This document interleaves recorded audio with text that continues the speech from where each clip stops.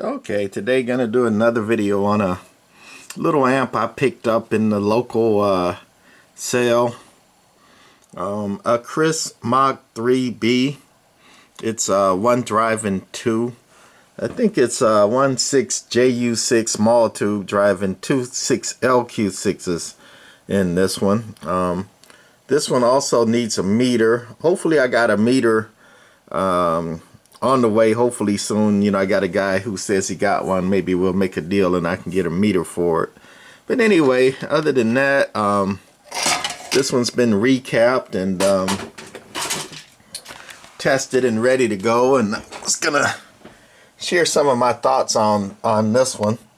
A lot of these one driving 2, one driving 3 amps, they have the driver tube running at half the plate voltage. The plate transformer has a center tap, and sometimes they add an extra capacitor on the center tap, which would be this capacitor, that's going to run the driver tube with the center tap and a diode in there, and run the driver tube at half voltage instead of full voltage. And I think the reason for that is kind of obvious, that you know, a tube like that, or the bigger one, they'll do about 100 watts at full power, and you don't want to put 100 watts into 2 tubes. That would be too much for them. So they, you know, tap the power supply for the driver at half voltage. So instead of about 900 volts, they run about 450 volts off the driver tube, which would cut down the power from, let's say, 100 watts to about 40 watts or so.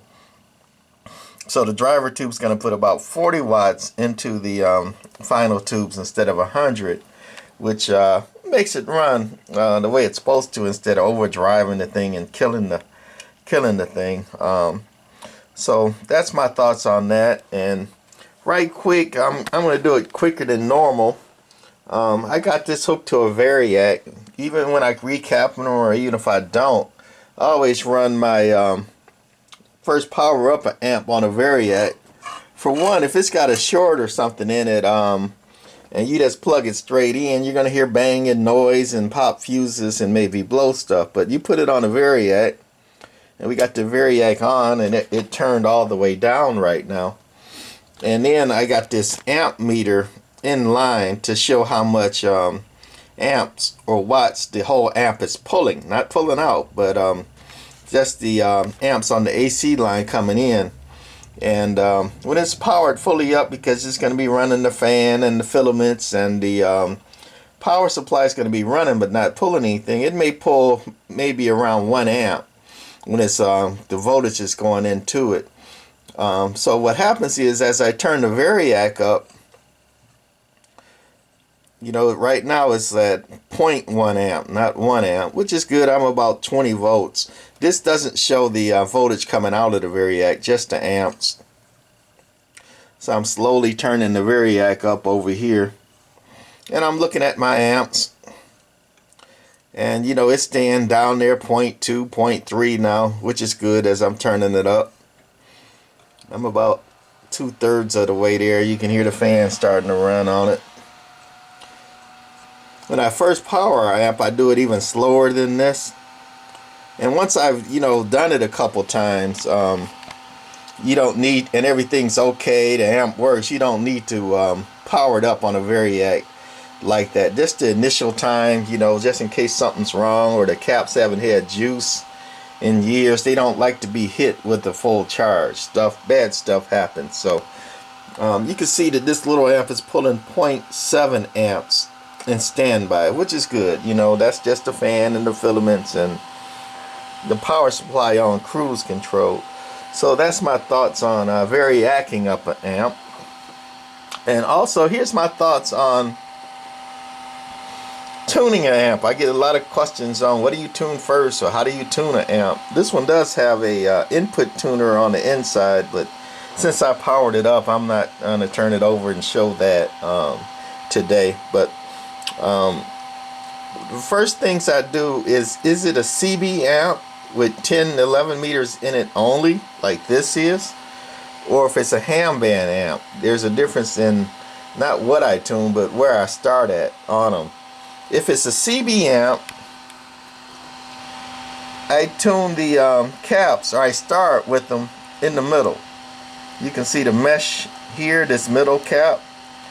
You know, that's fully unmeshed, and that's with, you know, maximum capacitance with all the fins inside the cap. So with a CB amp, I just start with them in the middle, all three of them. The one on the left here, you know, in the middle, that's the driver tune, I believe. And then here's the load over here.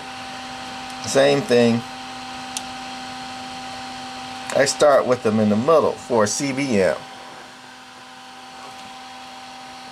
For a ham amp, I start with them like 3/4 unmeshed. So if this was a ham amp, you know, that's fully unmeshed, that's fully maximum capacitance, fully closed. For a ham amp, I would start with them about 3/4 unmeshed. Because for the ham amps with like 10 through 80 meters, basically 10 meters is going to be, which is CB 11 meters, it's going to be near minimum. And then when you get down to the, you know, 20 meters, 40 meters and all that, it's going to be the maximum, toward maximum like that, if you see the center tuning capacitor there. So a ham amp, if you go down or up in the meters, it's going to require more capacitance. So most ham amps, even if they're marked like 10 meters, you know, tuned here, it's going to be near the minimum capacitance. So a ham amp, I start near minimum, and for a CB amp, I start halfway. So since I done messed with them and I've got them all halfway, I'm going to go through my tuning on it. Yeah. See, my arrows aren't completely lined up, but anyway, we're on the 200 watt scale. Don't have a lot of watts going in with the tram, and it's going through the watt meter and the preamp, so it's not a whole lot of watts getting into this amp. So anyway, we're gonna key her down. Audio.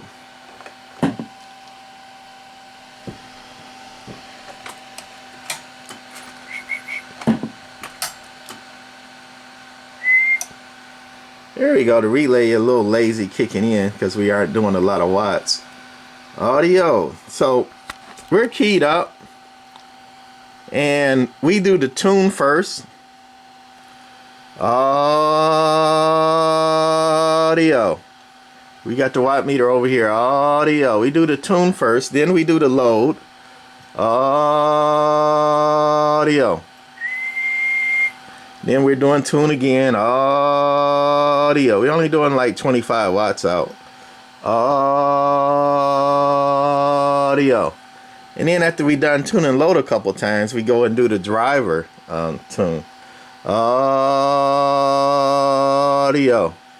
And then once we hit that, we go back to tune and load. Audio. Audio. And there's a reason. Hello, hello. Audio.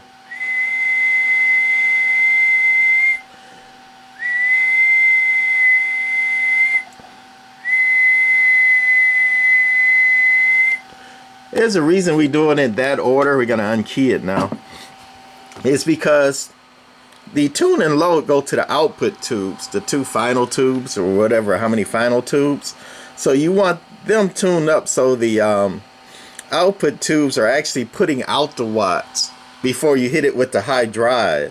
So and we do the tune first because the tune actually tunes the tubes, and the load actually tunes the antenna. So we always start with the output tune, then we do the output load, and then we do it again a couple times, and we got the output at least partially tuned up, and then we hit it with the driver. So we're trying to save the output tubes from being keyed down and being driven hard without being tuned up. So it's easier on the final tubes to do it that way.